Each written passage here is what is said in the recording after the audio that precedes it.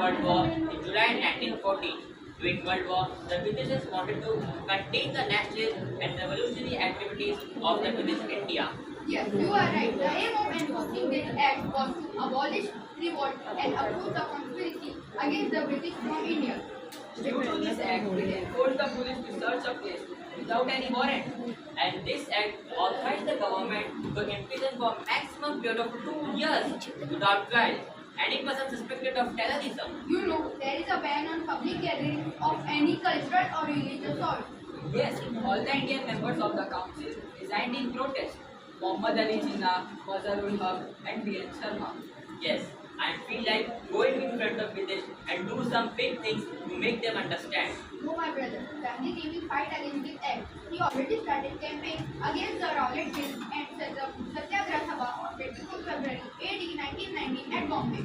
Yes, I heard that on April 6, 1990, Gandhiji will organize a mass protest or strike hartal at all India level in the form of Satyagraha. Brothers, our leader got arrested. Dr. Saifuddin Tejpur and Dr. Satyapal. What? This is too much. We have to do something. Let's go, we will also show them what we can do. Before we understand how this came to pass, let's rewind the clock and go back a month or so to March 1919. The First World War had ended and Punjab was under the oppressive regime of this man. On the 10th of March, British passed a new law called the Rowlatt Act. Anger among Indians comes to a boiling point. In India, Rowlatt Act is referred to as the Black Act. They could be arrested on suspicions, kept in a jail for 2 years without trial, and there was no appeal against it. Na dalil, na vakil, na appeal. That is the time when Gandhi appears on the scene and Gandhiji brings with him an anti-Rowlatt Act Satyagraha. Don't worry, my brothers, we will protest against the law, but in peace. It becomes his first major satyagraha. What is interesting is that the most successful satyagraha to be held are in cities of Punjab. 30 March 1919. By the end of the month, the wildfire called Gandhi had spread all over India. Amritsar was not aloof. Within a week, two local leaders, Dr. Saifuddin Kishlu and Dr. Satyapal, had organized two successful hartals in the city. We have to be united. We have to show them our strength and our power. Yes.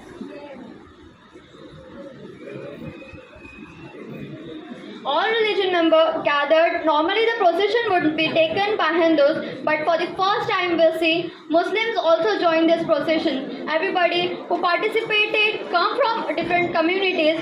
This is very much a Hindu, Muslim, Sikh, even Christian story. For British, whenever there are a large number of people on the street, they are always reminded of 1857. This was even more frightening for the people, therefore the people ruling India at that time. All their efforts to divide and rule seemed to be falling in front of their eyes. 10th April 1919, the Muslim-Hindu unity had frightened the Britishers, and the administration of Lieutenant Governor Michael O'Dwyer had decided Satyapal and Kishlu had to be arrested and kept secretly in Dharamshala. Go, arrest them.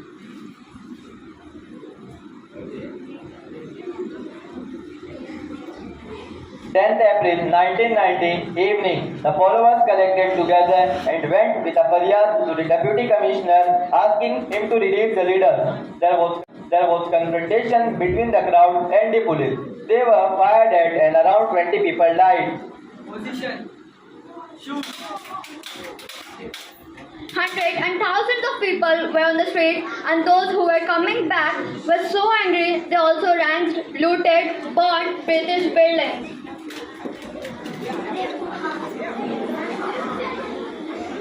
The turning point came during the rioting on April 10th. 5 British officers were killed. This brings down the ire, the anger of entire British Raj upon the people of Amritsar. There is no going back. But things were about to get a lot worse. In the evening, Brigadier General Reginald Dyer is brought in to control the situation in Amritsar. Dai is somebody who has lived in India, was born in India, speaks fluent Urdu, Hindi. When it comes to the particular incident, it seems he was quite prepared to teach them a lesson they would never forget. 12th April 1919 morning. The next day, Dai takes a round of the city and makes a series of proclamations. Announcements were made mostly in places where poor people lived. Where Kashmiris lived, half of cities in fact was left as such. The poster was not even posted on walls. Jallianwala Bagh, where usually public meetings were held. Hey you, come here. Human gatherings are not allowed. Listen, brothers. Human gatherings are not allowed here. What? But why?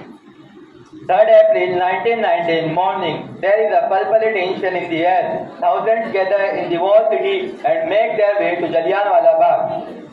13th April 1919, 1600 hours, reports of people defying the curfew reached General Dyer, who is stationed at Rambagh. He leaves with 2 armored vehicles and drives to Jallianwala Bagh, a distance of about 1.7 kilometers. The entrance to the Bagh is too narrow.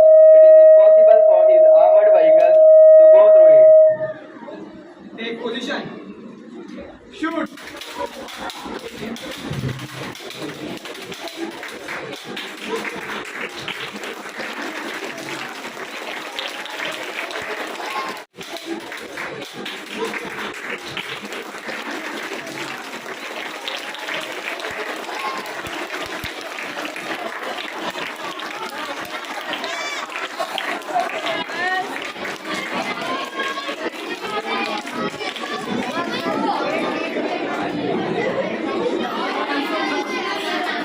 The shooting lasts around 11 minutes. There is nowhere for the people to run. British figures put the dead around 300. The Indian National Congress claims around 1500 people lost their lives. Brigadier General Dyer came with the mission, but he was not actually involved in the grand plans of operation unleashed by Lieutenant Governor Michael O'Dwyer back home in England. Dyer was a hero. People thought he had saved a Great Britain. The days following the massacre saw martial law being imposed in the city of Amritsar. Indians were ordered to salam every white person they saw on the street. Lieutenant Governor Michael O'Dwyer was assassinated by freedom fighter Udham Singh in 1940. General Regional Dyer faced an inquiry by the Hunter Commission and was eventually asked to step down from the army. His supporters raised 26,000 pounds so he could live the rest of his life in comfort. Meanwhile, families of the Indian victims were given ₹500 by the government. But the Jallianwala Bagh massacre also marked the beginning of the end of the British Empire. It was after the massacre that Rabindranath Tagore returned his knighthood, and a year later, Mahatma Gandhi gave the clarion call for non-cooperation movement. When we look back at last 100 years, Jallianwala Bagh stands out as a symbol of defense of people who refuse to be seen class citizens in their own country. Let's keep the memories of all people who sacrificed their lives for our country alive. Happy Independence Day.